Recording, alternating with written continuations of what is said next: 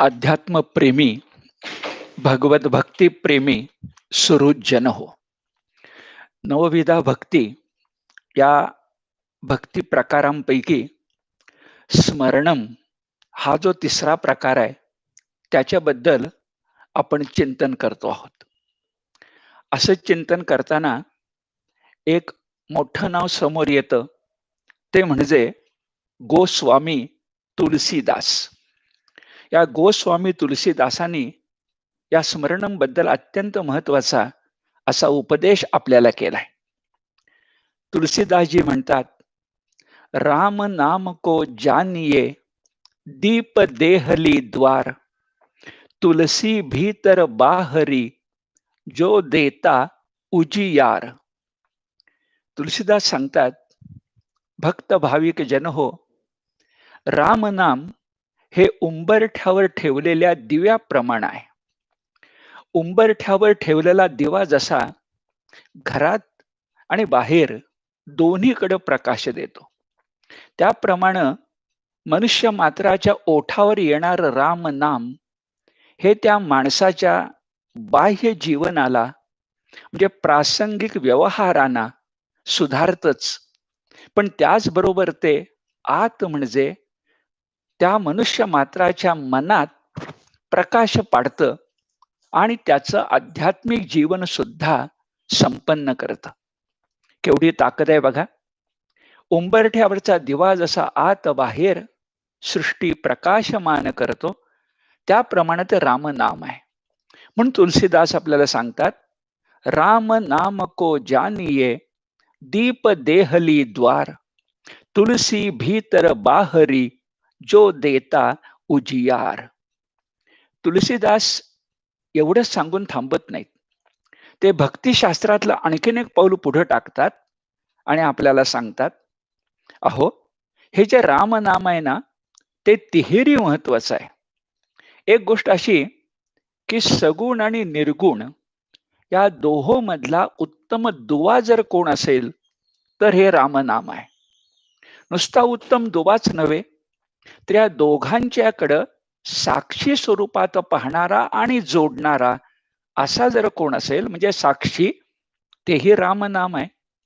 आणि तिसरं म्हणजे या दोहोंचंही ज्ञान, ज्ञान म्हणजे निर्गुणाचंही ज्ञान आणि सगुणाचंही ज्ञान यांना जोडणारा, या दोघांचाही परिचय करून देणारा, या दोघांची ओळख घडवणारा चतुर दुभाषी जर कोण असेल तर ते राम नाम आहे. आज आपण राजकीय व्यवहारामध्ये, आंतरराष्ट्रीय व्यवहारामध्ये दुभाषाचं काम किती महत्वाचं आहे हे ओळखतो, पण भक्तीच्या प्रांतात सुद्धा निर्गुणाचा प्रांत आणि सगुणाचा प्रांत या दोन गोष्टी इतक्या एकमेकासमोर येणाऱ्या आणि परस्पर पूरक असल्या तरी कळणाऱ्या नसतात. अशा वेळा यांच्यामध्ये दुभाषाचं काम जर कोण करत असेल तर ते राम नाम करतं. खरंच बघा, नाम एकीकडं निर्गुण आहे, कारण ते काही मूर्तिरूपात नाहीये, आणि दुसरीकडे राम नाम सगुण आहे, कारण त्या राम नामाला रामाची ओळख आहे. नामावतार असा जो आपण म्हटलं ना माग, त्याचं कारण हे आहे. आणि एकदा राम नाम, एकदा हरी नाम याचं स्मरण करायचं म्हटलं की स्मरणम हा भक्ती प्रकार अत्यंत महत्वाचा ठरतो. आपण संदर्भ घेतला तुलसीदासांचा, तसाच आपल्याकडचा संदर्भ श्री रामदास स्वामींचा. त्यांनी ग्रंथराज दासबोधाच्या 4थ्या दशकाच्या 3ऱ्या समासामध्ये स्मरण भक्तीचं सुरेख विवरण केले. ते करताना ते म्हणतात, मागा निरोपिले कीर्तन जे सकळांशी करी पावन, आता ऐका विष्णू हो स्मरण तिसरी भक्ती. नेटकेपणानं सांगतात, हे स्मरण तिसरी भक्ती आहे. आणि पुढे तुमच्या माझ्या लक्षात रामदास स्वामी आणून देतात, सुख दुःख उद्वेग चिंता अथवा आनंद रूप असता, नामस्मरे वीण सर्वथा राहोची नये. मला सांगा, श्वासोच्छ्वास केला नाही तर आपण जिवंत राहू का? तेवढ्याच पद्धतीनं राम नाम केल्याशिवाय राहून चालणार नाही, राम नाम केलंच पाहिजे. म्हणून नाम स्मरणे विण सर्वथा राहोच नये. पण रामदास स्वामी आपल्या लक्षात आणून देतात की आपण बघा, संकटात असलो की देवाची आठवण करतो. जसं सामान्यपणे आपल्या सगळ्यांना माहिती आहे, साधं उदाहरण आहे पण प्रभावी आहे. रस्त्यानं जाताना ठेच लागली तर अभावितपणे आपल्या मुखातून आई ग असे शब्द येतात.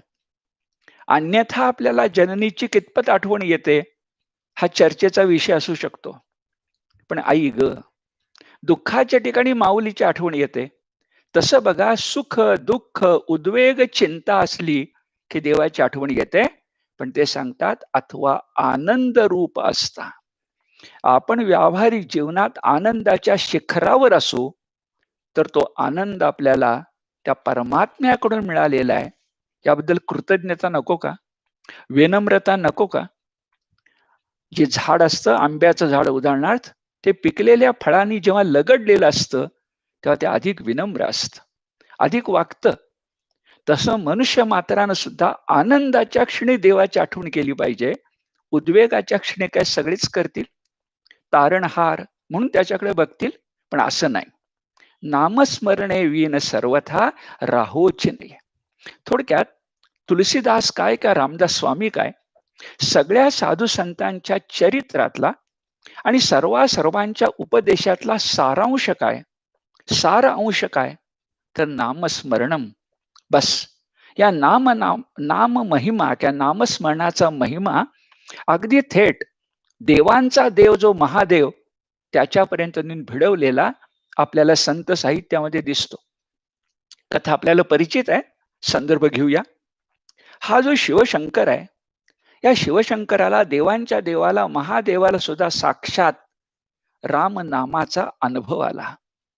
केवळ राम नामानच त्याला विश्रांती मिळाली, केवळ राम नामानच त्याला विसावा मिळाला.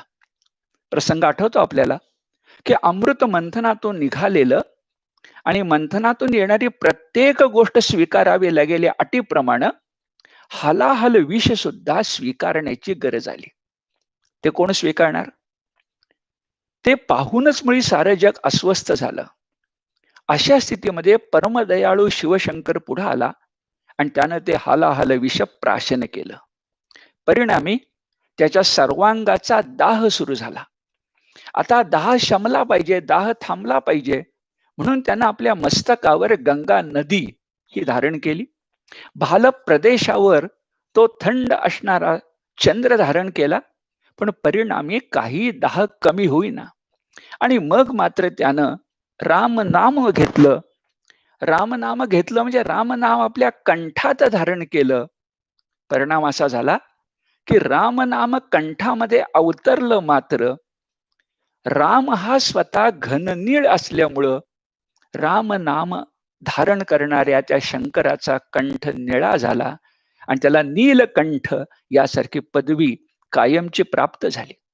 आणि मग कवी आपल्याला सांगतात, अहो तुम्हाला मला हा व्यावहारिक आधी व्याप तापाचा दाह कमी करता येईलच, शंकाच नाही, कारण साक्षात महादेवाला अनुभव आलाय ना.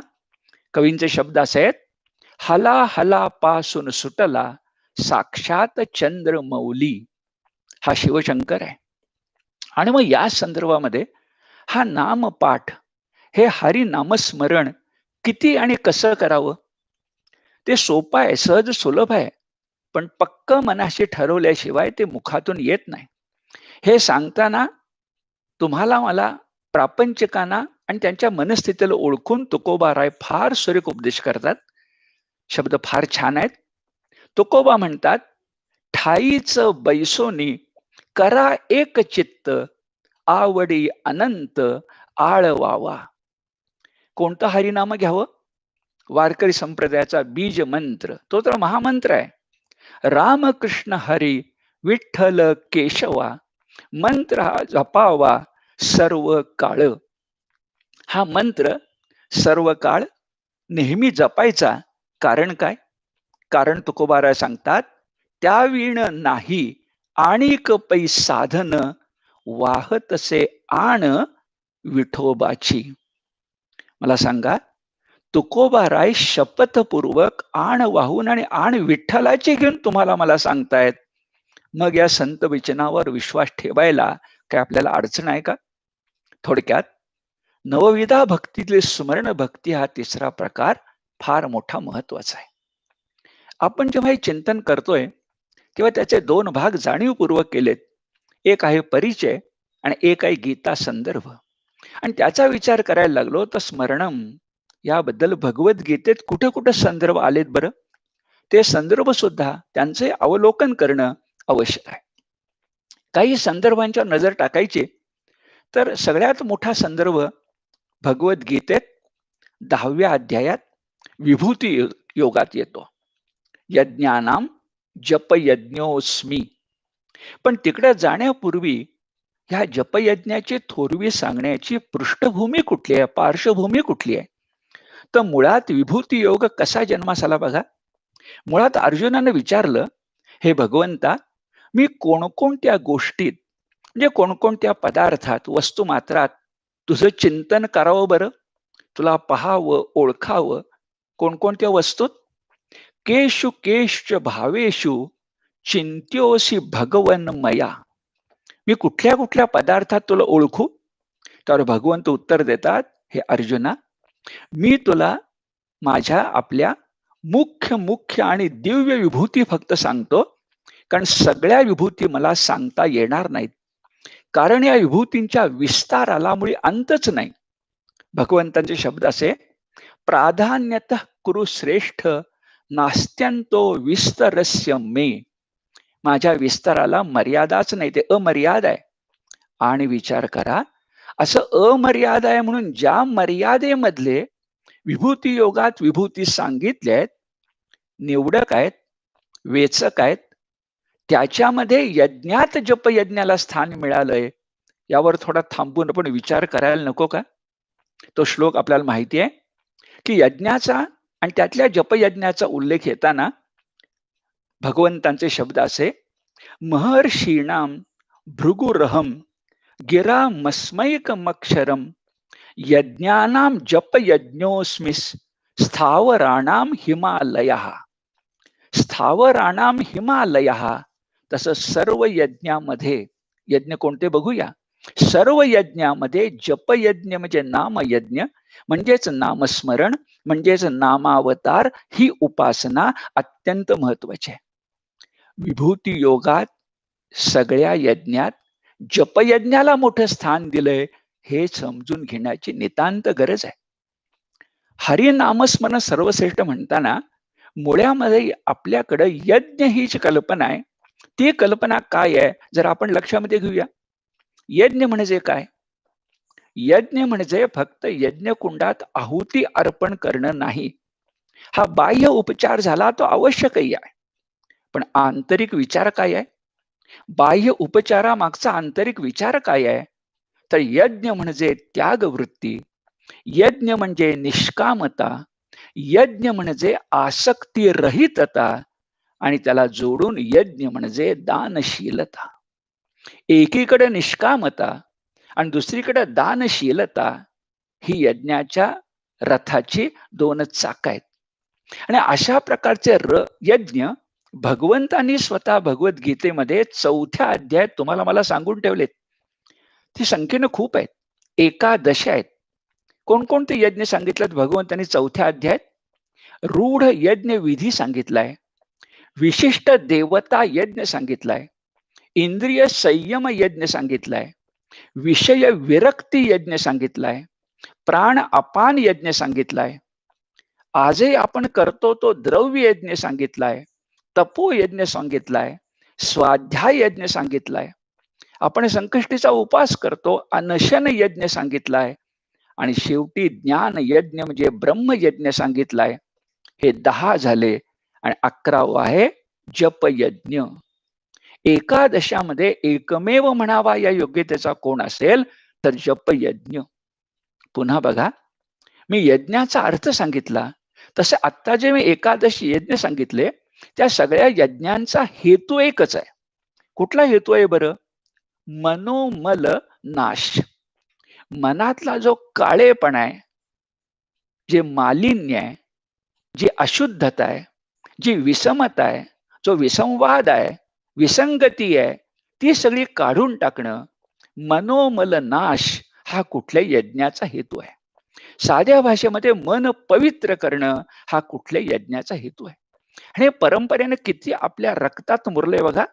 सहजपणे आपण म्हणतो, इदम देवाय दत्तम, हे देवाला दिलं बरं का.